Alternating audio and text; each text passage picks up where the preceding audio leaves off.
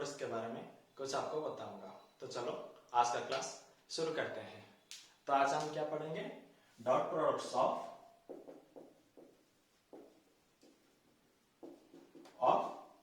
Two factors. दो factors के अंदर हम डॉट प्रोडक्ट्स कैसे निकालेंगे? पहले देखो, मैं इसका डायग्राम दे रहा हूं। यहां पर है एक फैक्टर्स ओ ए, इसका पोजीशन वेक्टर्स है ए वेक्टर, एंड वो है जो बी, उसका पोजीशन वेक्टर्स है बी वेक्टर। वो दोनों वेक्टर्स में से जो एंगल क्रिएट होता है उसको हम थीटा बोल सकते हैं। एक थीटा है, वहां पर दो एंगल्स क्रिएट हो सकता है, एक है थीटा और एक है ये वाला, ये हो जाएगा 360 डिग्री माइनस थीटा। समझ में आ रहा है कि नहीं? तो ये जो दोनों एंगल्स हैं, हम ये दोनों फैक्टर्स के अंदर हम डॉट प्रोडक्ट्स निकालेंगे। तो इसका एक फॉर्मूला है, ए वेक्टर के साथ बी वेक्टर का डॉट प्रोडक्ट का फॉर्मूला है ए वेक्टर्स का मैग्नीट्यूड इंटू बी वेक्टर्स का मैग्नीट्यूड कॉस थीटा, और तुम ये भी लिख सकते हो ए वेक्टर का मैग्नीट्यूड बी वेक्टर का magnitude cos 360 minus theta.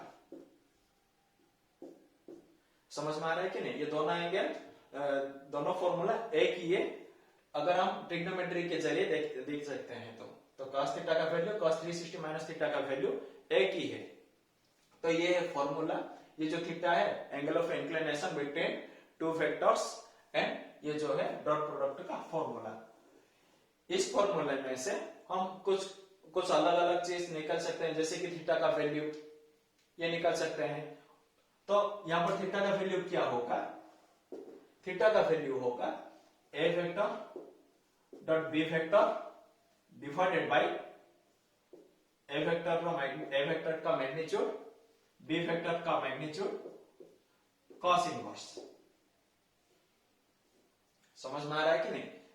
Theta का वैल्यू क्या मिला हमें? Cos inverse A dot B divided by A vectors का मैग्नीट्यूड बी वेक्टर्स का मैग्नीट्यूड।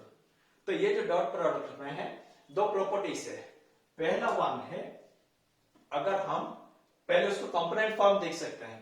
तो अगर ये दिया होगा ए वेक्टर का कंपोनेंट फॉर्म दिया होगा a1 i cap b1 j cap c1 k cap, and B vector दिया होगा a2 i cap b2 j cap and c2 k cap दिया होगा।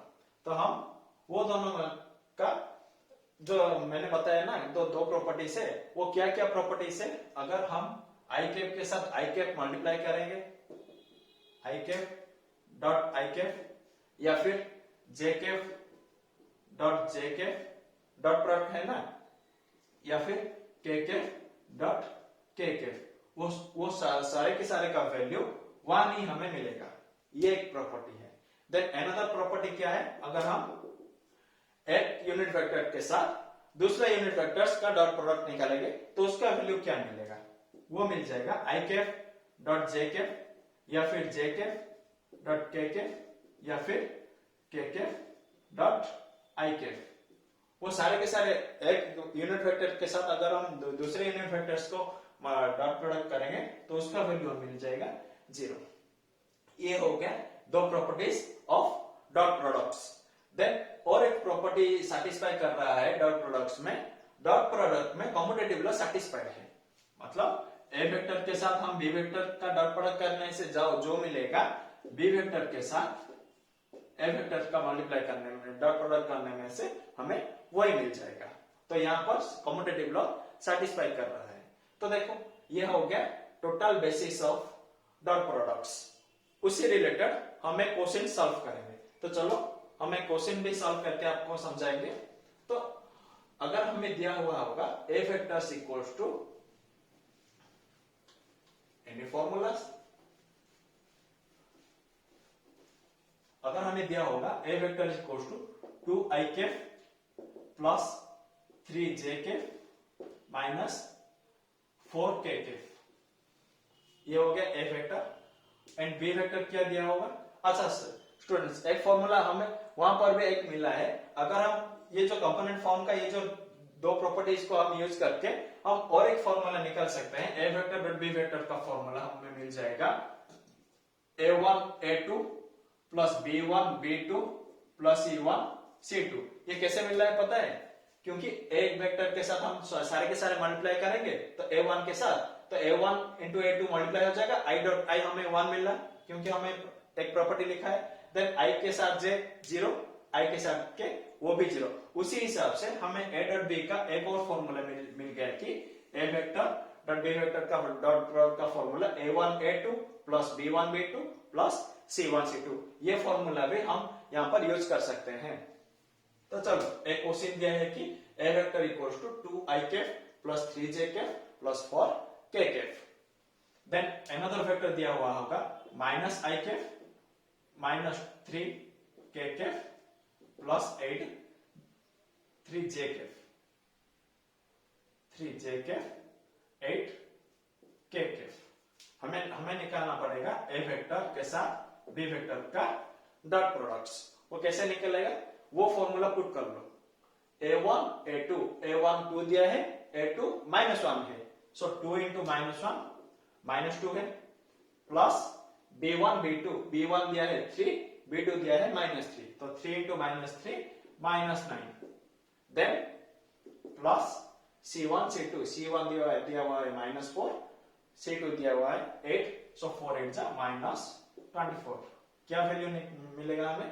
24 प्लस 2 26 प्लस 9 -35। समझ में आ रहा है? तो इसी हिसाब से हमें क्या पता चला कि दो वेक्टर्स का डॉट प्रोडक्ट हमेशा हमें क्या मिल सकता है? एक स्केलर क्वांटिटी मिलता है। समझ में आ रहा है कि नहीं? दो वेक्टर्स का डॉट प्रोडक्ट हमें स्केलर क्वांटिटी मिलता है। तो इसी हिसाब से हमें डॉट प्रोडक्ट्स को क्या बोल सकते हैं? स्केलर प्रोडक्ट भी बोल सकते हैं। यहां पर जो लिखा है ना dot product of two vectors, और हम लिख सकते हैं scalar product of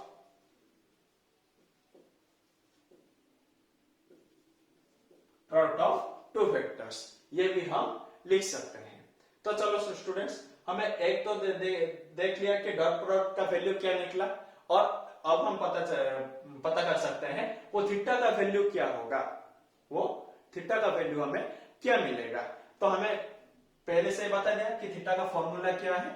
cos inverse a vector dot b vector divided by mode of a vector into mode of b vector.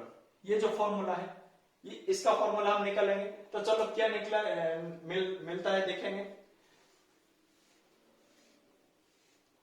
तो पहले हमें तो यहाँ पर a डॉट b निकल दिया। देन a वेक्टर का मैग्नीट्यूड, वो मैग्नीट्यूड कैसे निकलेगा? a वेक्टर का मैग्नीट्यूड हुआ है